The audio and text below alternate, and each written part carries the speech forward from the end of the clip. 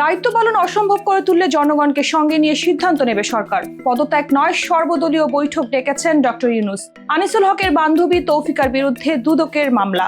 APS এর দুর্নীতি আমি নিজেই অনুসন্ধানের অনুরোধ জানিয়েছিলাম বলেছেন আসিফ মাহমুদ। বাজারে আসছে নতুন 3 নোট, থাকছে না ব্যক্তির ছবি। মেহজাবিন বললেন, বিয়ের পর আমার ভাগ্য খুলে গেছে।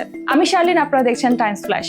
যদি পরাজিত শক্তির ইন্ধনে এবং বিদেশি ষড়যন্ত্রের অংশ হিসেবে সরকারের উপর আরোপিত দায়িত্ব পালনকে অসম্ভব করে তোলা হয়, তবে সরকার সব কারণ জনসম্মুখে উপস্থাপন করে পরবর্তী সিদ্ধান্ত গ্রহণ করবে। সরকারের সক্রিয়তা, সংস্কার উদ্যোগ, বিচার প্রক্রিয়া, সুষ্ঠু নির্বাচন ও স্বাভাবিক কার্যক্রমকে বাধাগ্রস্ত করে এমন কর্মকাণ্ড অর্পিত দায়িত্ব পালন করাকে অসম্ভব করে তুললে সরকার জনগণকে সঙ্গে নিয়ে প্রয়োজনীয় সিদ্ধান্ত গ্রহণ করবে। উপদেষ্টা পরিষদের অনির্ধারিত বৈঠক শেষে এক বিবৃতিতে কথা জানানো হয়। অন্তর্বর্তী সরকারের প্রধান উপদেষ্টার প্রেস উইং থেকে এই বিবৃতি পাঠানো হয়েছে। পদত্যাগ নয়, সর্বদলীয় বৈঠক ডেকেছেন ডক্টর ইউনূস। সব রাজনৈতিক দলের সঙ্গে আগামীকাল রোববার বৈঠক করবেন প্রধান উপদেষ্টা ডক্টর মোহাম্মদ ইউনূস। প্রধান উপদেষ্টার সরকারি বাসভবন যমুনায় এই বৈঠক অনুষ্ঠিত হবে। দেশের পরিবর্তিত পরিস্থিতিতে প্রধান উপদেষ্টা এই বৈঠক ডেকেছেন বলে সূত্রে জানা গেছে। বৈঠকে জুলাই গণ অভ্যুত্থানের পক্ষে থাকা সব রাজনৈতিক দলের একজন করে প্রতিনিধিকে আমন্ত্রণ জানানো হয়েছে। এদিকে বিএনপি ও জামায়াতে ইসলামীর সঙ্গে যমুনায় প্রধান উপদেষ্টার বৈঠক অনুষ্ঠিত হয়েছে।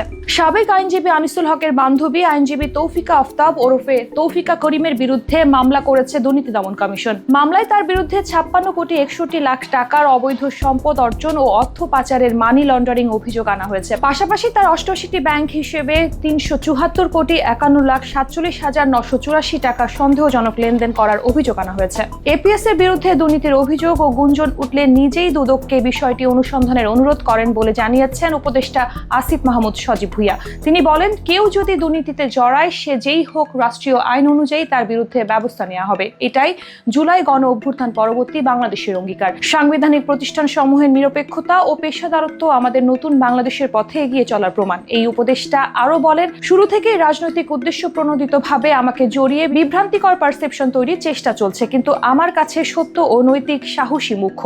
সেই কারণে নিজেই অনুসন্ধানের অনুরোধ করেছি। ঈদের আগে বাজারে 1050 ও 20 টাকার নতুন নকশার নোট ছাড়া হবে। এসব নোটে কোনো ব্যক্তির ছবি থাকবে না বলে জানিয়েছেন বাংলাদেশ ব্যাংকের governor doctor Ahsan H Mansur. এ সময় এক প্রশ্নের জবাবে বাংলাদেশ ব্যাংকের গভর্নর বলেন, বিদেশে পাচার হওয়া অর্থ ফিরিয়ে আনতে বাংলাদেশিদের সহায়তা চাওয়া হচ্ছে। বিদেশে থাকা সম্পদ কেউ যেন বিক্রি না করতে পারে, সেজন্য সংশ্লিষ্ট দেশগুলোকে জানানো হয়েছে।